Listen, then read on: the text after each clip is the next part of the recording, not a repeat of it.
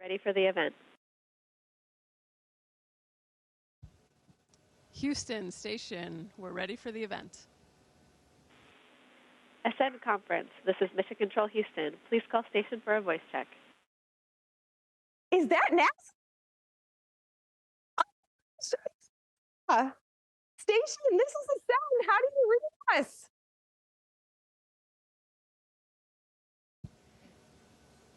We have you a little bit garbled, but mostly readable. How do you have us?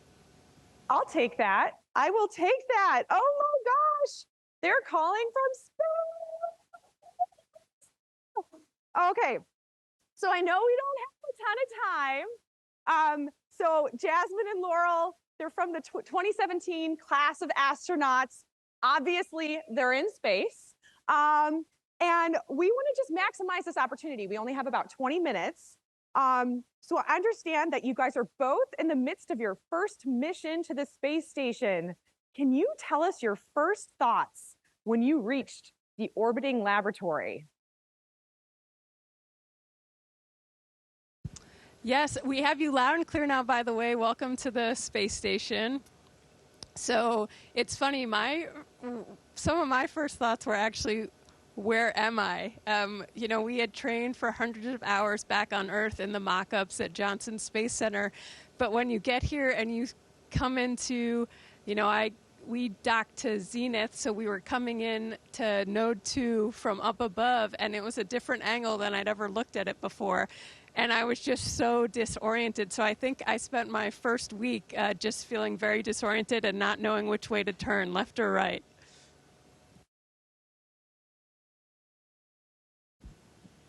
And for me, my most vivid memory of when I got to space station was actually seeing it from Soyuz as we were approaching space station. I had a window right next to me, and I looked out, and all of a sudden, I was like looking inside working, and then the next time I looked out, my whole window was just filled with a solar array and then the truss of space station and actually our airlock and some of our other modules. And just seeing it in person for the first time was...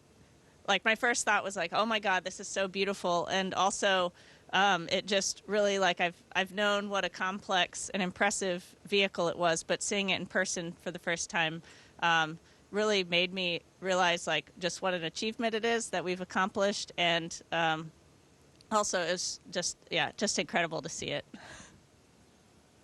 Oh my God, this is so cool. And by the way, you guys are both having great hair days. Love this. So the conversation that is taking place, we're in the middle of a session called From Dreaming to Doing. How do we utilize creativity and imagination to accelerate our off-world futures? So in that sense, I would love to hear from the both of you. As you were going to make this journey to be an astronaut, what inspired you? Was it art? Was it a song? Was it a movie?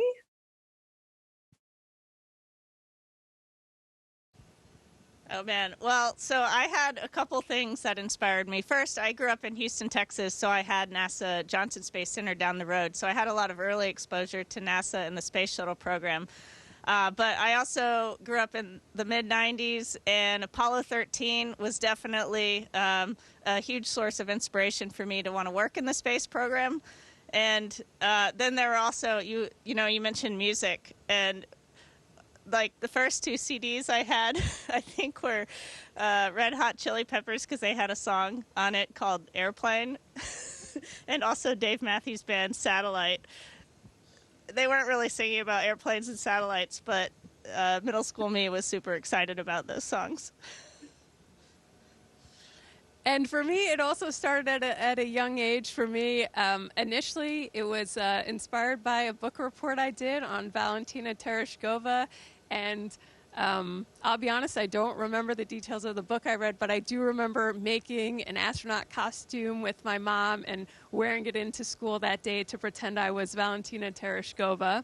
And then as I got older, same as Laurel, actually, Apollo 13 was one of my highlight movie-going experiences as a kid, and just seeing what people could accomplish when they work together to tackle a problem, and it just grew from there as I got older. Well, I just have to say, I am a huge Red Hot Chili Peppers fan. So you guys were already like two awesome kick-ass girls in my book, but this is taking it to a whole new level. Okay, so our theme this year at Ascend is all about accelerating our sustainable off-world futures through collaboration. What does collaboration mean for each of you, and why do you feel it's so important?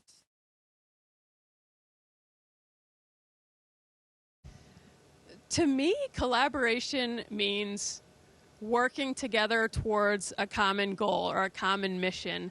And for me, something I love, my crew on Crew 7, we had 4 crew members, each from 4 different nations, but we were united and working towards a common goal. And similarly, up here, it's the International Space Station. We have people from different countries working together, and we're all working towards a common goal. And I think that's important because based on different backgrounds, you bring different perspective to the table, and it just adds reinforcement, it adds redundancy, and we just work stronger when we work together. And I'll just add to what Jazz said, because I feel the same way about all of it. I think one of the best parts of our job right now is the international aspect of it. And all the people that we get to collaborate, both from different countries and also within the United States. Bringing in people with different backgrounds from yours, different perspectives from yours, just makes the whole experience much richer, and then also allows you, I think, to solve bigger problems, more complicated problems, because you're drawing on the experience and knowledge of a lot of different people.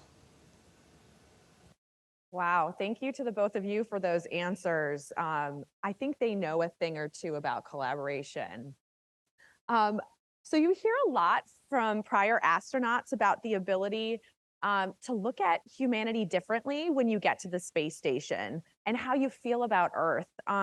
Is that true for both of you as well? Like, has your perspective changed now because you have this overview effect?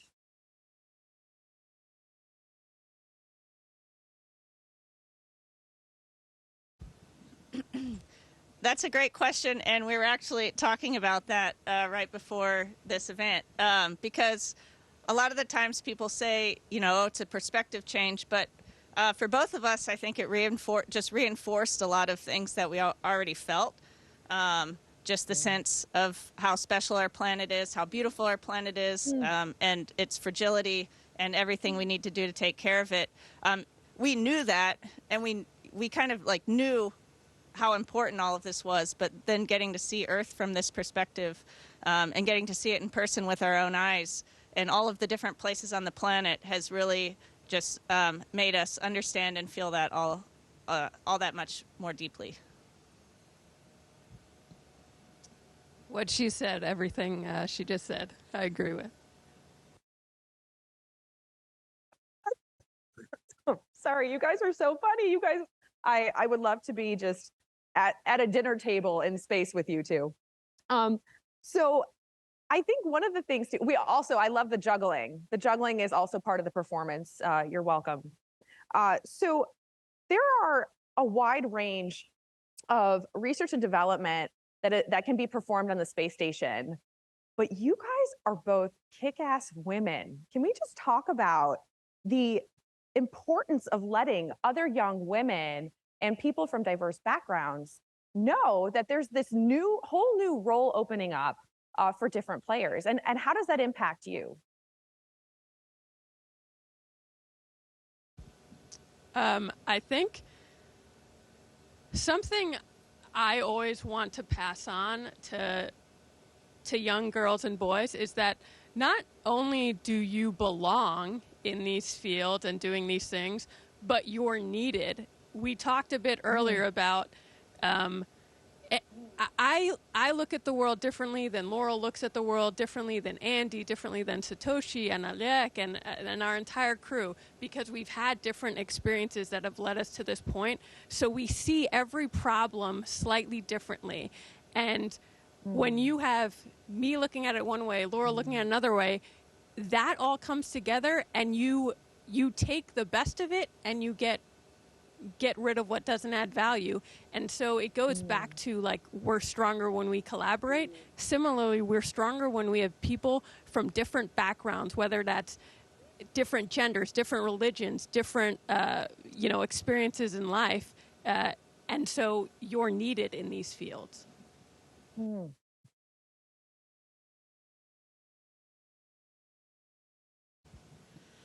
I love similarly also.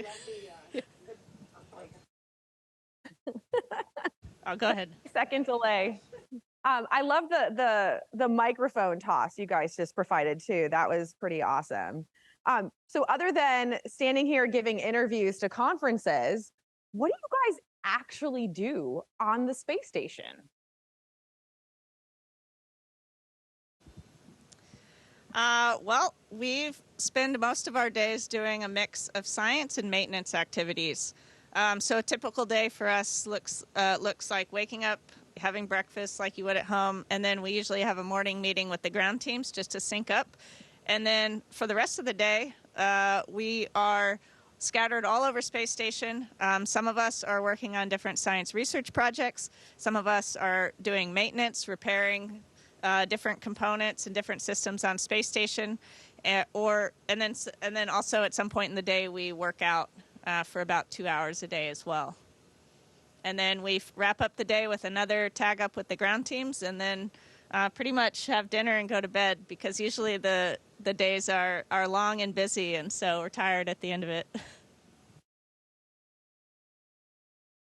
And just to add to what Laurel said, that's something I love, is that every day is different, because there are so many different activities to do, not just to perform the science, but also to keep the space station up and running. And as she said, the days are pretty long, and you have to really stay focused during the day, because if you stop paying attention for a second, something's floating away and you just cost yourself an hour. Wow. Have there been any research projects that you've been supporting that really stood out to you in your time there?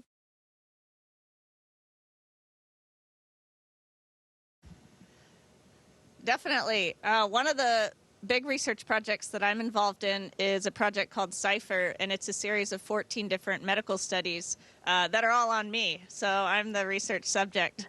And so I've been doing, just in the initial days of my mission, and then periodically throughout my mission, I'll be doing all sorts of things, eye scans, ultrasounds, blood tests, things like that, throughout my mission to help researchers learn more about how the human body adapts and thrives in microgravity.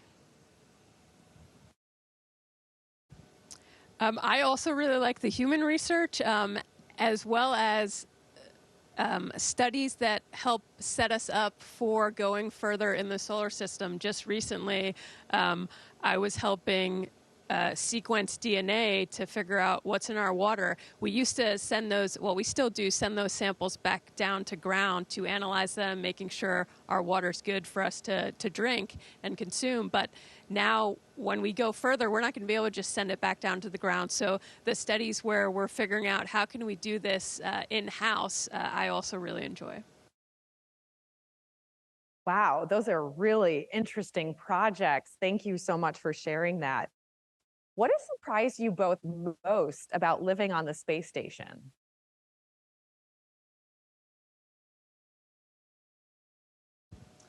Honestly, Laurel touched on this earlier, but something for me, I didn't realize how amazed and enamored I would be by the space station itself. I had heard from everyone, wow, looking back at Earth is incredible, but I remember the first time, so I didn't have a good view of the space station as we approached in Dragon, because I had my displays in front of me. So the first time I really saw the outside was when I went to look outside the cupola window. And I didn't realize I would be just so enamored by it's just a marvel, like that we have constructed this space station in low Earth orbit, and every aspect of it is just an amazing piece of technology.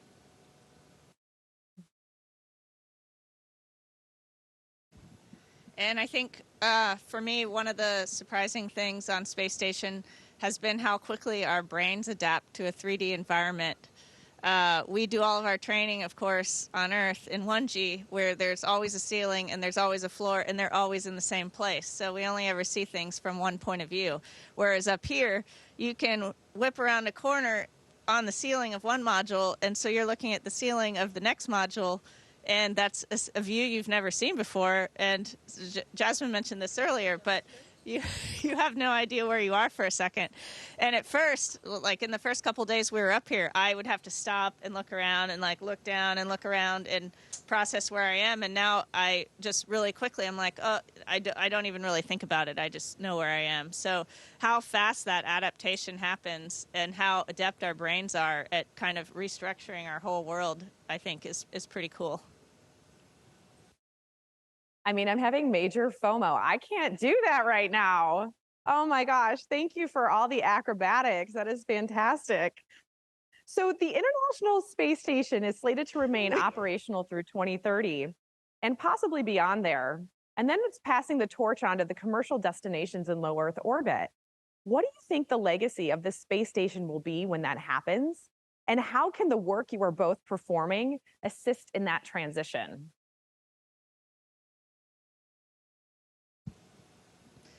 Well, a lot of what we do up here as far as research, and then also just what we learn about humans in space being up here, is a stepping stone for all of our future exploration to the moon and Mars and beyond. And so the ISS is really a huge step towards those goals. And I think that we'll look back and say, well, all the work that we did on the space station is what made this possible. And then I think as far as the legacy of the space station, one of the most important parts of that is the international partnerships that we've developed and all the work that we've done working with other countries in the world. It's kind of an unparalleled cooperative project in the world that I don't think there are a lot of other things that you can point to and say, look at all these countries that are involved in this project and look at what they've done. And so I think one of the most important legacies of Space Station will just be in that international partnership and everything that we have achieved together.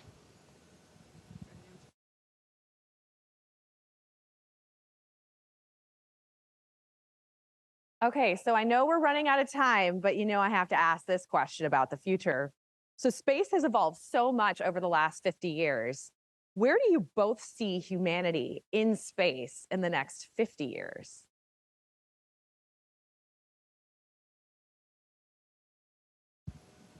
I personally hope that space does. We've seen it in the last few years becoming more and more accessible than it ever was.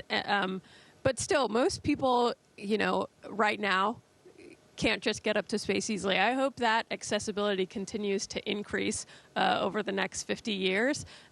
Because as you said, we both had, but we knew the Earth was a special place. But when you come up here and see it in the way that we do, it's just like instantaneous evidence of all that. And so if more people could see that, I think it would really be valuable. And I agree. It's my dream, too, that more people can come up here and see these views. I think our planet will be a better place the more people can come up here and see the Earth from this perspective.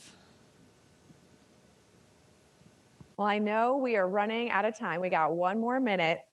So I just wanted to take the opportunity from Ascend to say thank you for calling us from space. It sounds like you guys have very busy day jobs, but this was such an incredible opportunity. And we are sending all of our love from Earth up to above and Ad Astra. Thank you so much, ladies. Go boldly into the future. Thank you. It's been great. Thanks for all the great questions. Station, this is Houston ACR. That concludes the event. Thank you. Thank you to all participants from Ascend Station. We are now resuming operational audio communications.